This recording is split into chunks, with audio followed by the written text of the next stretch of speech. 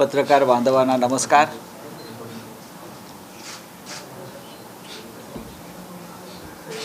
पत्रकार संघाचे अध्यक्ष विक्रमजी, सागरजी आणि बाकी माझ्या आजूबाजूला जे बसलेले आहेत त्यांना आपण पत्रकार मानूया. आपल्या सगळ्यांचेच मित्र आहेत. आपण मला इथे बोलवलं आणि माझ्याशी संवाद साधण्याची इच्छा, माझा आवाज येईल ना, थांबा ना जरा, इच्छा व्यक्त केली. त्याबद्दल मी आपला आभारी आहे. खूप वर्षाने मी सोलापूरमध्ये आलेलो आहे आणि आज सुद्धा आलो. तो आमचे एक शिवसैनिक आहेत अतुलराजे भवर म्हणून, त्यांनी एक व्यवसाय सुरू केलेला आहे आणि त्यांनी मला प्रेमानं आग्रह केला, या आपल्यातला एक तरुण शिवसैनिक काहीतरी व्यवसाय सुरू करतो, त्याला आपण उत्तेजन दिलं पाहिजे. आणि मग त्यानिमित्तानं मग पक्षाचे कार्यक्रम आहेत, इतर काही भेटीगाठी आहेत, त्या होत असतील. काल रात्री पुण्यामध्ये मी होतो आणि पुण्याच्या नाना पेठेमध्ये फार मोठी सभा झाली. अलीकडच्या काळात पुण्यात सभा होत नाहीत मोठ्या, मोदी पण घ्यायला धजावत नाहीत. पुण्यात शिवसेनेची फार मोठी सभा झाली आणि लोकांचा उत्साह जर आपण पाहिला, सभेला येणारे ऐकणारे, तर महाराष्ट्रातलं चित्र जे आहे, महाराष्ट्राच्या जनतेचा कल जो आहे, तो स्पष्टपणे त्यांचा रोष हा दिसून येतो आहे.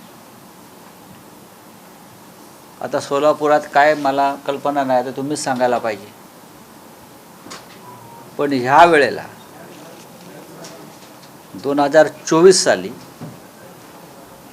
सोलापूरचं चित्र राजकीय पूर्ण बदललेलं असेल याच्याविषयी माझ्या मनात शंका नाही. कारण आम्ही जी माहिती मुंबईत बसून सोलापूरविषयी घेत असतो,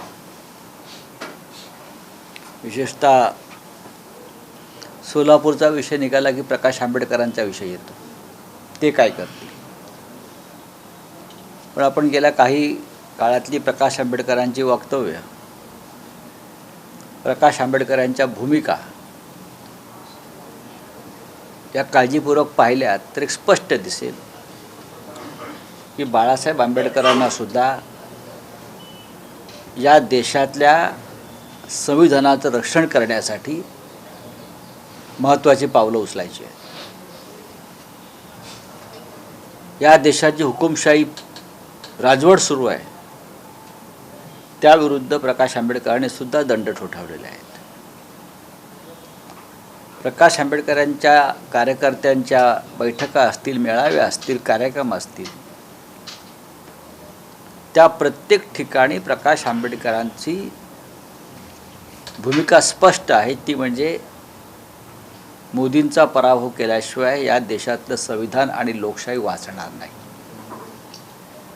कारण या संविधानाचे निर्माते डॉक्टर बाबासाहेब आंबेडकर हे त्यांचे आजोबा आहेत. त्याच्यामुळे संविधान वाचवायचं हे ओझं त्यांच्यावर आहे. प्रकाश आंबेडकर यांच्याशी आमची चर्चा जवळजवळ संपलेली आहे अनेक बाबतीतली, आणि आम्हाला खात्री आहे की माननीय उद्धव ठाकरे असतील, प्रकाश आंबेडकर असतील, इतर सगळे आम्ही लोक असू, आम्हाला पूर्ण खात्री आहे की उद्याच्या लढाईमध्ये देश वाचवण्याच्या, या देशाची घटना वाचवण्याच्या लढाईमध्ये प्रकाश आंबेडकर हे नक्कीच आघाडीवर असते. आणि प्रकाश आंबेडकरांची ताकद या लढाईत जेव्हा आम्हाला मिळते, तेव्हा महाराष्ट्रात नव्हे तर देशामध्ये विजयाचा मार्ग मोकळा होतो. फार मोठा समाज, एक फार मोठा वर्ग त्यांच्या पाठीशी आहे. आम्ही सगळे एकत्र राहू. त्याच्यामुळे सोलापूरचं राजकारणसुद्धा तुम्हाला 2024 साली पूर्णपणे बदललेलं दिसेल आणि भारतीय जनता पक्षाची पाठी कोरी झालेली दिसेल. हे मी तुम्हाला इथे आज या पत्रकार संघात खात्रीनं सांगू इच्छितो. राज्यातलं राजकारण हे राजकारण राहिलेलं नाही. या राज्यानं अनेक प्रमुख नेते पाहिले, त्यांचं राजकारण पाहिलं, पण इतकं सुडाचं, बदलायचं आणि बदनामीचं राजकारण या महाराष्ट्राच्या संस्कृतीमध्ये कधी आम्ही पाहिलं नाही. हे गेल्या 10 वर्षात सुरू झालं. अशा घाणेरड्या राजकारणाची दशकपूर्ती आता झालेली आहे आणि रावणाची जशी 10 तोंड उडवली गेली तशी ह्यांचीसुद्धा तोंड उडवली जाते. हे मी तुम्हाला सांगू इच्छितो. शिवसेना ही बाळासाहेब ठाकरेंची होती, बाळासाहेब ठाकरेंची राहील. इलेक्शन कमिशनला ज्यांची गुलामी करायची आहे ती त्यांना करू द्या. राष्ट्रवादी काँग्रेस पक्ष शरद पवारांचाच होता आणि शरद पवारांचाच राहील. तुम्ही नाव आणि चिन्ह घेऊन दुसऱ्याच्या झोळीत टाकलं म्हणजे त्यांचा होत नाही. शेवटी राजकीय पक्ष जे असतात हे त्यांचं नेतृत्व, त्यांच्या भूमिका आणि जमिनीवर त्यांचे कार्यकर्ते यांच्यावरती पक्षाचं अस्तित्व उभं राहतं. शिवसेना संपवण्याचे प्रयत्न गेल्या 55 वर्षात, 60 वर्षात अनेकदा झाले, पण शिवसेना संपली नाही. यावेळेला चिन्ह आणि पक्षाचं नावच दिलं तरी शिवसेना उभी आहे. पक्ष असे सहज मोडता येत नाहीत आणि मोदी शहाना तर अजिबात संपवता येणार नाही. देशाच्या इतिहासातून मोदी शहा संपून जातील, त्यांचं कोणी स्मरण ठेवणार नाही, कारण ते सत्तेवर त्यात म्हणून त्यांचं स्मरण आहे. त्यांच्याकडून देशाला कोणते भरीव कार्य इतिहासात नोंद राहील असं झालेलं नाही आणि हुकुमशाहीची नोंद इतिहासात राहत नाही. हे आजचं चित्र आहे. मी मागेही बोललो आहे, कालही बोललो आहे. तेच 3 राज्यात ज्यांनी विजय प्राप्त केला ते तेलंगणात सुद्धा आले होते. केसीआरचा पराभव करणं हे सगळ्यात मोठं टास्क होतं. काँग्रेसचा पराभव करणं, जिंकणं तिथे, यापेक्षा तेलंगणा या राज्यामध्ये एका प्रमुख प्रादेशिक पक्षाचे नेते, कारण प्रादेशिक पक्षांचा कधी पराभव शक्यतो होत नाही या देशामध्ये. मग ममता बॅनर्जी असतील, द्रमुकचे नेते असतील, नवीन पटनायक असतील, आंध्रमधले रेड्डी असतील, अनेक ठिकाणी. केसीआर हे तर त्या राज्याचे निर्माते होते. त्यांचा पराभव हे मोदी आणि शहा करू शकले नाही. किंवा तिथे भाजपला 10 आमदारांचाही टप्पा गाठता आला नाही. तो पराभव राहुल गांधींनी करून दाखवला. राजस्थानमध्ये आपल्याला माहिती असेल की 5-5 वर्षांनी तिकडे सरकार, किती तुम्ही चांगलं काम केलं तरी तिकडल्या जनतेची मानसिकता अब सरकार बदलणी आहे, ही अशीच असते. मध्यप्रदेशमधला निकाल हा सगळ्यांना आश्चर्यकारक आहे. एवढी मोठी लाट कोणालाच दिसली नाही मोदी आणि शहांची. एवढी प्रचंड लाट, 170 जागा मिळेपर्यंत इतके एजन्सीज काम करत होत्या, इतके राजकीय विश्लेषक तिथे फिरत होते. कोणालाही असं वाटलं नाही की मोदी आणि शहांचं सरकार तिकडे येईल. मी भाजपचं म्हणत नाही, मोदी शहांचं सरकार म्हणतो तिकडे येईल, पण ते आलं. खरं म्हणजे बॅलेट पेपरच्या संदर्भात बोलायचं तर जे पोस्टानं मतदान येतं, ज्याला पोस्टल बॅलेट म्हणतो, ते जेव्हा आलं तेव्हा मध्य प्रदेशमधल्या 150पेक्षा जास्त मतदारसंघामध्ये काँग्रेसला मतं मिळाली, आघाडी मिळाली. 150 मतदारसंघात. याला आम्ही ट्रेंड म्हणतो. ते बॅलेट पेपरवरती मतदान होतं, पोस्टल मतदान. ह्याला मी ट्रेंड म्हणतो. पण जेव्हा EVMच्या मशीन्स EVM खोललं गेलं तेव्हा ट्रेंड कसा बदलला जातो. बॅलेट पेपरवरचा ट्रेंड वेगळा आहे आणि EVMचा निकाल वेगळा आहे. हे मी वारंवार आम्ही सांगतो. म्हणून ताबडतोब आम्ही सांगितलं की लोकांच्या मनात शंका आहे. या देशातली एक निवडणूक कुठली तरी एक, मग ती भाजप शासित राज्यातली असेल, उत्तर प्रदेशची असेल, गुजरातची असेल, एक निवडणूक तुम्ही बॅलेट पेपरवर घेऊन दाखवा, त्यात जो निकाल लागेल तो देश मान्य करेल. आम्ही असं म्हणत नाही की याच मतदारसंघात याच राज्यात या, तुम्हाला सोयीचं असेल त्या मतदारसंघात बॅलेट पेपरवरती निवडणुका घेऊन दाखवा. पण या दुसरी राज्यामध्ये काँग्रेस सुद्धा आली ना, मग तिथं आपण काय विरोधी पक्षाची सत्ता सुद्धा आली. मी देशाविषयी बोलतोय. हो ना, देशात काही राज्यामध्ये हे बघा की मुळात EVM मध्ये घोटाळा होऊ शकतो, बरं का, हा शोध आम्ही लावला नसून भारतीय जनता पक्षाने लावला. हेच किरीट सोमय्या आणि डॉक्टर सुब्रमण्यम स्वामी हे EVM हॅक होऊ शकते. जगभरातून EVM हद्दपार झालेला आहे, फक्त भारतामध्ये आहे. बाजूच्या बांगलादेशमध्ये सुद्धा EVM हे रद्द केलेलं आहे. कारण तिकडल्या विरोधी पक्षांनी सांगितलं की EVM मध्ये काहीतरी गडबड आहे. विरोधी पक्षाची भूमिका मान्य झाली बांगलादेशला सुद्धा, आणि बांगलादेशला EVM पुरवणारे आपणच होतो. अशी मागणी निवडणूक आयोगाकडे लेखी स्वरूपात आतापर्यंत 27 वेळा केली आहे. सगळ्या पक्षांनी 27 वेळा केली. भाजपा सोडून सगळ्या पक्षांनी ही निवडणुका बॅलेट पेपरद्वारे व्हाव्यात अशी जाहीरपणे मागणी केलेली आहे. आता 27 वेळा आतापर्यंत केल्या गेल्या 10 वर्षामध्ये. लक्षात घ्या. जास्त जोर धरते. नाही, जोपर्यंत मोदी शाह आहे तोपर्यंत या देशामध्ये लोकशाही संदर्भातली केलेली कुठली मागणी मान्य होणार नाही. जे इलेक्शन कमिशन, हा निर्णय इलेक्शन कमिशनने घ्यायचा आहे. हा निर्णय सर्वोच्च न्यायालयाने घ्यायचा नाही. आम्ही तरी न्यायालयात गेलो आहे. जे इलेक्शन कमिशन बाळासाहेब ठाकरेंची शिवसेना कोणा आयऱ्या गैऱ्या शिंदेच्या हातात देते आणि तुमची शिवसेना सांगते, त्याच्याकडनं काय अपेक्षा करणार. जे इलेक्शन कमिशन शरद पवार समोर बसलेले आहेत सुनावणीला,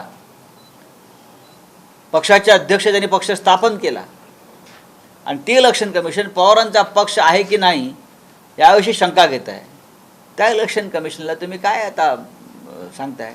EVMचा वाद जो न्यायालयासमोर जेव्हा गेला होता तिथं सुद्धा टिकला नाही. म्हणजे त्यांना सिद्ध करता आलं नाही की याच्यात घोटाळे करता येतात. नाही, तसं नाही आहे. तुम्ही नाही बघा, सर्वोच्च न्यायालय, मी मगाशी तुम्हाला सांगितलं, या देशातल्या सर्व घटनात्मक संस्थांवर सरकारचा दबाव आहे.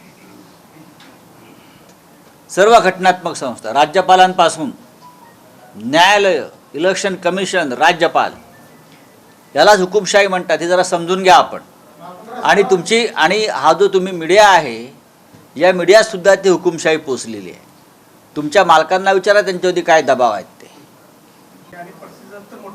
मी काल त्या शिल्लक सेनेचं उत्तर दिलं ना पुण्यात. ही शिल्लक सेना एवढी प्रचंड असेल, फडणवीस म्हणतात ती शिल्लक सेना, आणि 2024ला तुम्ही शिल्लक राहताय की नाही हा प्रश्न आहे आमच्या समोर. सर एक तरफ प्रज्ञा सिंह छोड़ दीजिए, क्या करना. और दूसरी तरफ नवाब मलिक का विरोध होता है, इसके बारे में आप क्या कहेंगे. देखिए, भारतीय जनता पक्ष एक ढोंगी पार्टी है, ढोंग है, सबको मालूम है. आप क्या उनके बारे में सवाल पूछते हो. वो क्या पॉलिटिकल पार्टी है क्या? एक टोली है वो चलाते. पॉलिटिकल पार्टी के भी ऐसा बर्ताव नहीं करता. अटल बिहारी वाजपेयी जब थे, अडवाणी साहब थे, तब वो एक राजनीतिक विचारधारा वाली पार्टी थी, आज नहीं है. तो हम उनको मानते नहीं कि एक पॉलिटिकल पार्टी है. ये एक मोदी शाह की टोली है. नहीं, एक को समर्थन और एक काँग्रेसच्या बाबतीत बोलत असता, पण काँग्रेसच्या राज्यसभेचे खासदार कोट्यावधी रुपयाची संपत्ती सापडते. नाही, भारतीय जनता पक्ष चिंचोके घेऊन निवडणुका लढत आहे ना. चिंचोक्यावर त्यांच्याकडे ते माधुकरी मागून जगतायत ना. गोवा मल्होत्रा त्यांच्या अरे कुठे सोलापूरला आणत्या महुआ मोहित्राला? साहेब, खरं तर राज्यामध्ये सर तीन धनगर ओबीसी विरुद्ध मराठा असा कुठेतरी वाद राज्यामध्ये पेटवण्याचा प्रयत्न होताना दिसतोय. याच्या मागे काल भारतीय OBC जनता पक्ष आहे. सर तीन हिंदू भाषिक राज्यों अरे त्या महुआ मोहित्राला माहिती आहे का विचारा. तुम्ही प्रश्न विचारताय तो बोलू ना आपण तिच्यावर. हे पहा की या राज्याची सामाजिक एकता अशा पद्धतीनं उद्ध्वस्त करायची आणि निवडणुकांना सामोरं जायचं. ओबीसी विरुद्ध मराठा हा वाद या राज्यामध्ये कधीच नव्हता. बाळासाहेब ठाकरे यांनी जी शिवसेना स्थापन केली त्याच्यामध्ये भूमिका स्पष्ट होती की आपण सगळे मराठी म्हणून एकत्र असायला पाहिजे. मराठेतर, ब्राह्मणेतर, घाटी, कोकणी, स्पृश्य, अस्पृश्य, 92 कुळी, 96 कुळी हे सगळे वाद गाडून मराठी माणसाची भक्कम एकजूट आपण उभारली नाही तर हा महाराष्ट्र तोडला जाईल, मुंबई तोडली जाईल, समाज दुभंगला जाईल. आणि बाळासाहेबांनी या सगळ्या संदर्भात एक स्पष्ट भूमिका घेतली होती की सगळ्यांना आर्थिक निकषावरती आपण आरक्षण दिलं पाहिजे, कोणी असतील, ओबीसी असतील, मराठा असतील. आणि आज मूळ मागण्या त्याच आहेत.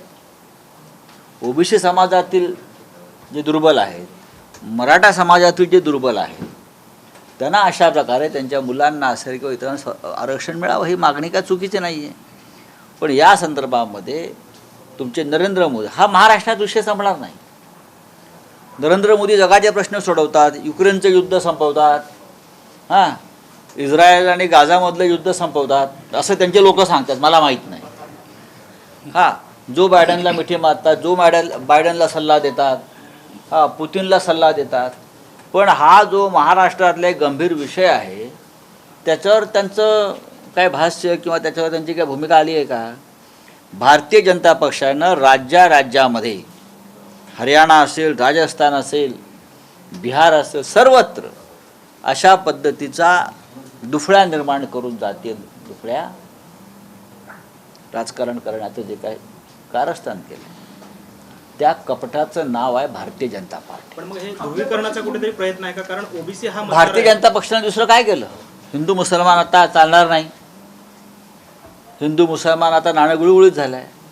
मग या जातीपातीमध्ये भांडणं लावायची. विशेषतः महाराष्ट्र कधी अशा दिव्यातून गेला नव्हता.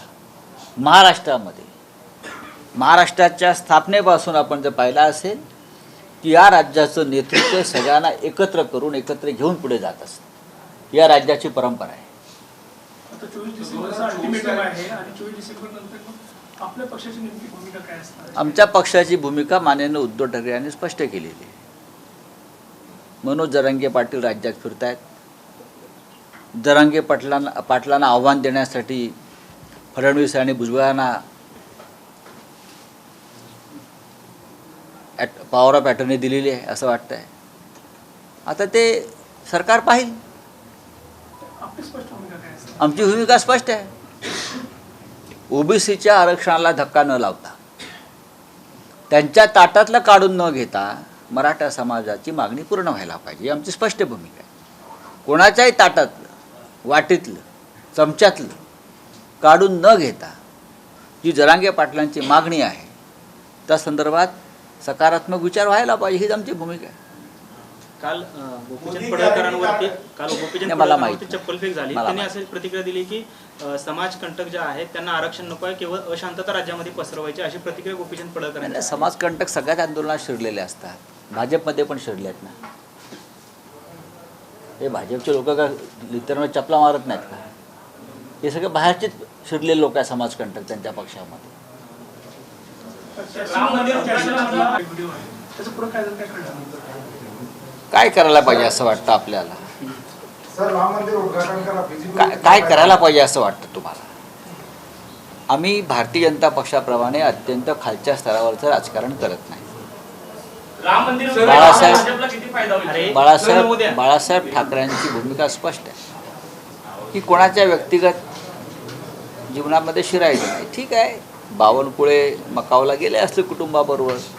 आता मकावला लोक जातात, लोक बँकॉकला जातात, लोक सिंगापूरला जातात. ते आनंद घ्यायला गेले असतील एखाद्या त्याच्यामध्ये, तर ठीक आहे, तेवढा पुरता आहे. तुम्ही उत्तर देत बसलात म्हणून तो विषय वाढत गेला.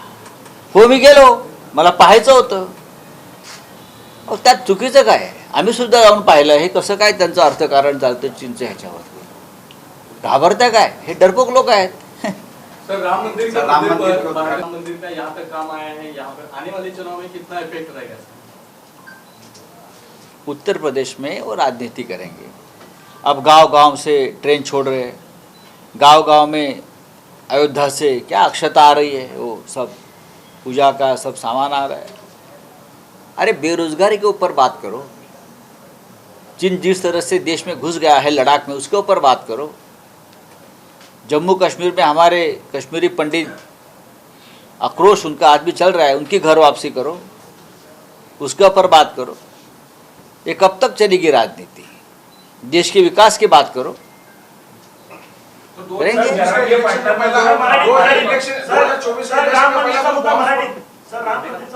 जरांगे पाटलांना जो पाठिंबा मिळतोय इतर कुठल्याही नेत्यांना मिळत नाही, त्याच्याही पेक्षा जास्त निवडणुकीत याचा काही परिणाम कुठल्या राजकीय पक्षांवर होऊ शकेल का? ही गर्दी त्यांना निवडणुकीपर्यंत उपयोगी ठरू शकेल का? हे आता तुम्ही ठरवायचं आहे. नाही, आपला अनुभव सर, आपला अनुभव महत्वाचा आहे ना. बघा, निवडणुका वेगळ्या असतात आणि सामाजिक लढाया वेगळ्या असतात. याचा काही हिंदी उपयोग भाषी होणार 3 नाही. राज्यों में एक- भारतीय जनता पक्षाचे प्रयत्न सुरू आहेत हा. अशा प्रकारे मतांचं ध्रुवीकरण करून फायदा घेण्याचं. पण मला तसं वाटत नाही, या राज्याची जनता सुज्ञ आहे. मराठे नेते सोडवायचे असेल तर सोडू द्या, मी त्यांना पुढून उरते, माझा शिंदेवरती विश्वास आहे असं मला जरांगे म्हणतात. शिंदेवरती आमचा विश्वास होता. 2024 के इलेक्शन के पहले कोई घटना 2024 इलेक्शन सुरतला पळून जाण्याआधी शिंदेवरती आमचा विश्वास होता. शिवराज सिंह चौहान के पहले शिवराज सिंह चौहान, वसुंधरा राजे और रमन सिंह अभी भी होल्ड पर है, वेटिंग पर है, क्या कहेंगे आप? पूरा देश वेटिंग पे होल्ड पर है ना आजकल. नहीं, लेकिन राजनीतिक तौर पे जब उनका पार्टी का ये अंदरूनी मामला है, किसको मुख्यमंत्री बनाना है. इस देश में सिर्फ बीजेपी का प्रधानमंत्री फिक्स है, बाकी कोई फिक्स नहीं है. इस देश में बीजेपी का प्रधानमंत्री और गृह मंत्री दोनों फिक्स है. बाकी देश में राज्य में ना मुख्यमंत्री फिक्स है, ना कोई मंत्री फिक्स है, ना राज्यपाल फिक्स है. 2024च्या निवडणुकी अगोदर काय मोठा का? कारण 2019 ला उरीचा एक मोठा हल्ला झाला होता, त्यानंतर सर्जिकल स्ट्राईक झालं होतं. तर आता 2024 ला असं काय मोठं कांड होणार का? कारण तुम्ही ठाकरे सामनाच्या मुखपत्रात लिहिलंय तुम्ही. तर काय होणार का मोठी घटना 2024च्या लोकसभा निवडणुकी अगोदर? त्याशिवाय भाजप निवडणूक कशी काय जिंकेल? त्याशिवाय भारतीय जनता पक्ष निवडणुकीला सामोरं जाऊ शकतो का? नाही ना. बघा, पुलवामा प्रकरणात काय झालं, कसं घडवलं, हे त्यावेळचे राज्यपाल जम्मू काश्मीरचे सत्यपाल मलिक यांनी स्पष्ट केलं. सत्यपाल मलिक यांना उत्तर द्यायची हिंमत भाजपने दाखवली आहे का? नाही. रामलल्लाचा विषय आता जवळजवळ संपलेला आहे. आता प्रकाश आंबेडकरांनीच काल सांगितलं आहे की फार मोठा नरसंहार घडवण्याची त्यांना भीती वाटते निवडणुकीच्या आधी. आता नरसंहार कोण घडवतं? हुकुमशाह घडवतो. चला.